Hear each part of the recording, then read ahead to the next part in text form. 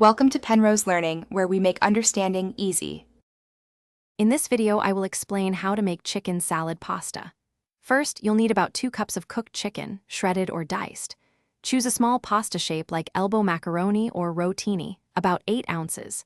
Don't forget your favorite vegetables, such as 1/4 cup of diced celery and 1/4 cup of red onion. A good dressing is key, so have mayonnaise, mustard, and a few spices ready. This simple method ensures a delicious meal every time. To begin, cook your 8 ounces of pasta until al dente, then drain and rinse it with cold water to stop the cooking process and cool it down.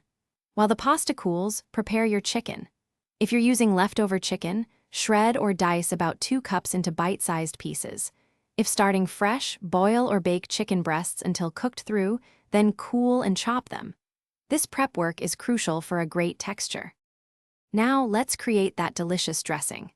In a separate bowl, whisk together about 1/2 cup of mayonnaise, 1 tablespoon of Dijon mustard, and a splash of apple cider vinegar for a little tang. Season with salt, black pepper, and a pinch of garlic powder to your liking. Once your pasta, chicken, and vegetables are cool, combine them in a large bowl. Pour the dressing over everything and mix gently until well coated.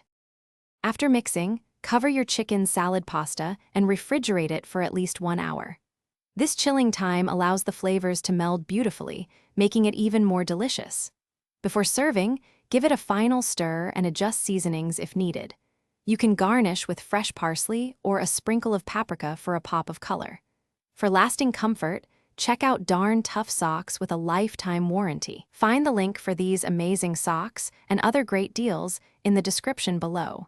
Enjoy your easy homemade chicken salad pasta. Thanks for watching. If this was helpful, leave a like and consider subscribing. See you next time.